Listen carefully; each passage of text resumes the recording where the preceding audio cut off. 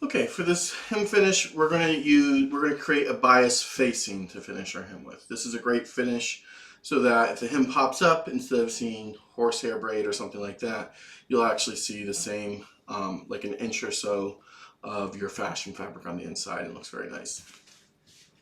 So the first thing I did was I cut a 3-inch wide bias strip. Okay. Now, why is it 3 inches? I want my finished facing to be 1 inch. This is going to get folded in half. So 3 inches, or if you divide 3, you have 1.5. So I'll have 1 inch of facing and then a 1/2 inch of seam allowance. Okay. So you'll cut your bias strip. Make sure that's true bias. And then what we'll do is we're going to take it and we're going to press it in half lengthwise. So I'm going to bring cut edge to cut edge, folding this in half. Like so.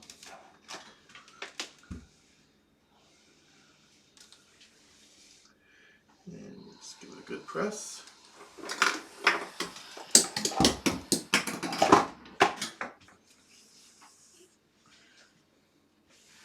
Be careful in pressing this because remember it is bias. So if you tug on it, it will stretch. And the wonderful thing about bias is that it can pretty much take any form you want it to.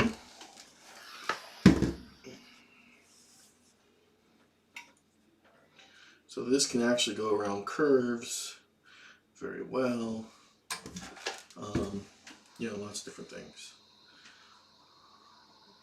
So again, just be careful when pressing it not to stretch it. Okay, there we go. So now it's been pressed in half. So we're going to actually use this piece that we underlined. That's what we'll do, is we're going to hem. Alright, I don't need this whole piece of bias for this demo, so I'm just going to kind of cut it down the length.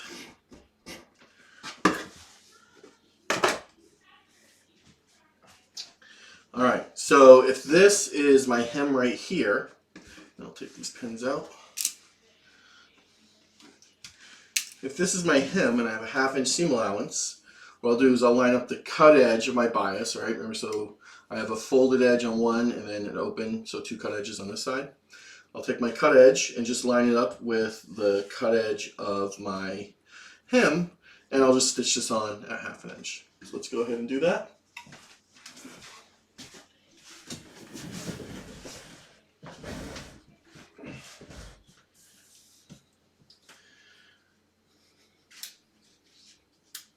Alright, so there we go.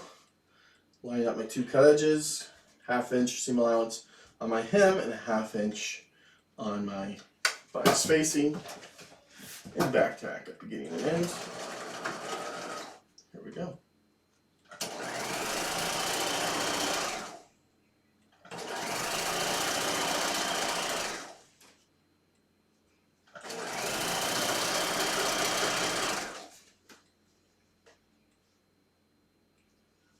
And again, be careful not to stretch your bias as you're stitching it on.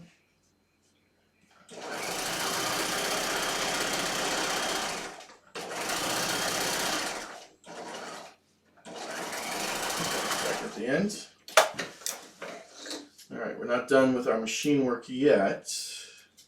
Just cut these threads. Now what we want to do is, before we fold it to the back, is we want to fold it down towards this seam allowance here. Okay, so right here I have the seam allowance of my underlining and skirt fashion fabric and bias facing. Alright, so my skirt and bias facing seam allowance, I want to fold it down over. So all my seam allowances are facing down towards the hem, and my bias facing is now facing towards the hem. And I'm going to do what we call understitching. Okay, so I'm going to stitch really close to this seam, okay, the seam where my facing is attached to the skirt. I'm going to stitch nice and close to that, and what it's basically going to do is going to catch my bias facing and all those layers of seam allowance. And what that does is, when I fold this back, it makes it so it folds back about a 1/16 inch of fashion fabric and gives it a nice clean finish on the outside. Okay, So again, this is understitching. So let's go ahead and do that. We're going to stitch through all layers now. Right close on top of the bias facing, close to the seam where it's attached to the skirt. Back tack and go ahead. And make sure as you're doing this that your seam allowance doesn't flip up or anything. You want to keep that all going down towards the same direction. And as I stitch, I'm also pulling in opposite directions. I'm pulling my bias facing to the right and my skirt to the left.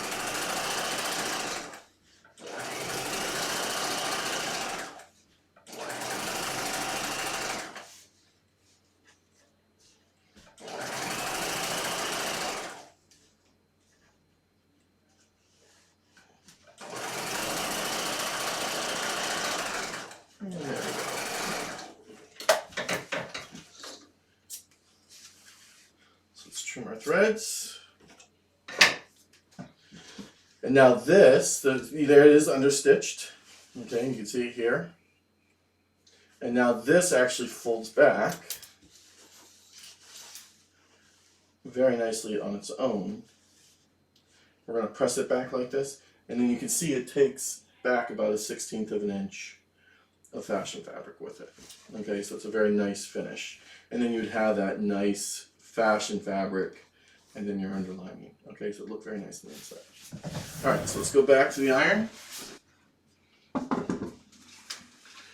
right, what I'm going to do is just press this up very nicely. And I'm going to be pushing it down as far as I can, but there should be, because I don't want to pull up too much of my fashion fabric. I just want 1/16 of an inch. So just kind of fold it back and make sure only 1/16 is coming back there.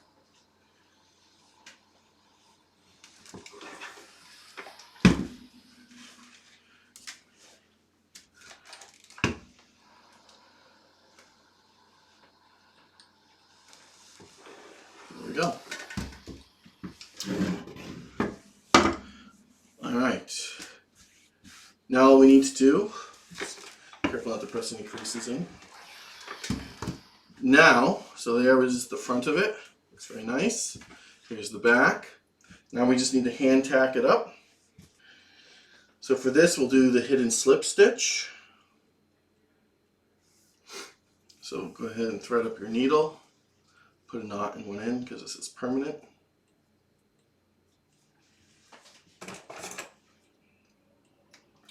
All right.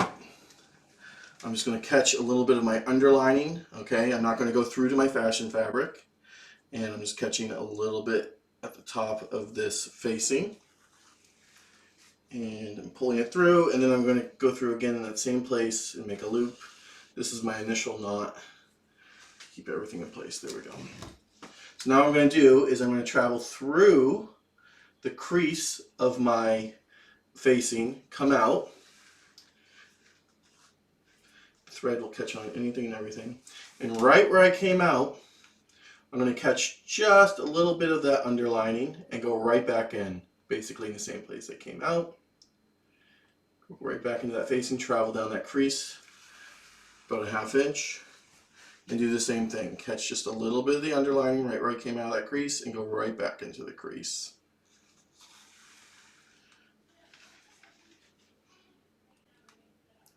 And I'm going to do that the whole way down.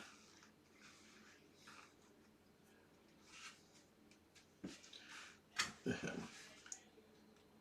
Okay, and you want to do this about every 3/4 of an inch stitches. 5/8 to 3/4 will be fine.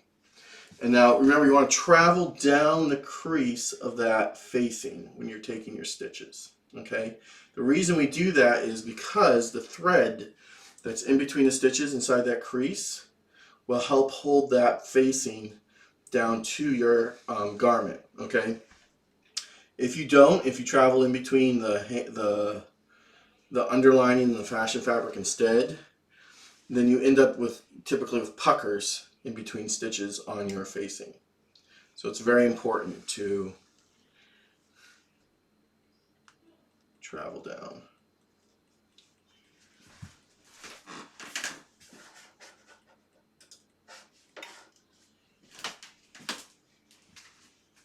The crease of your fabric, of your facing.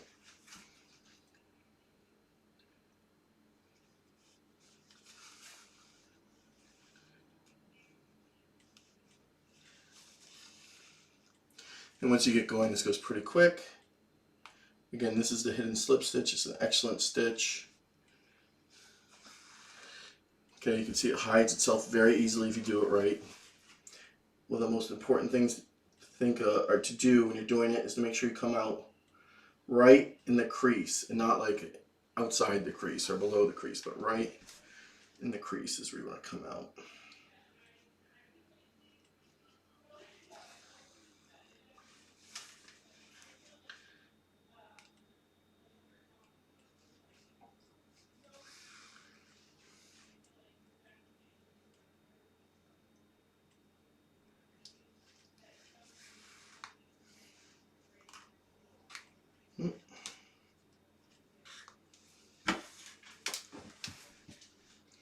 And we're almost done here. A few more stitches, be to the end.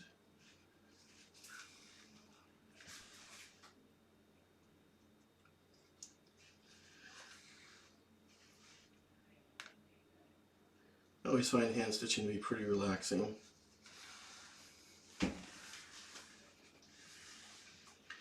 could put something on Netflix or YouTube and just kind of listen to it as you stitch. And I've always liked the finished work on garments.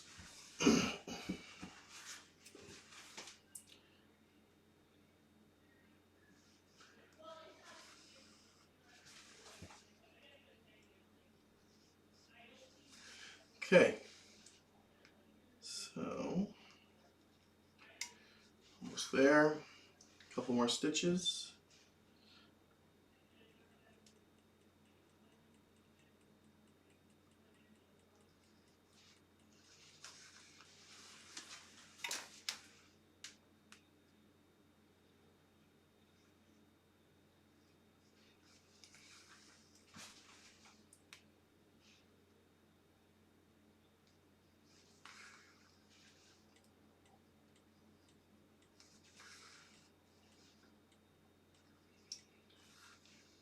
Okay, I'm going to tie off.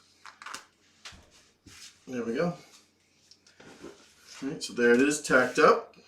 And because of underlining, we don't see any of those stitches at all on the outside of our garments. Very nice clean finish. Okay, and that's a bias facing. That's how you hem your garment using a bias facing. Alright, that's it.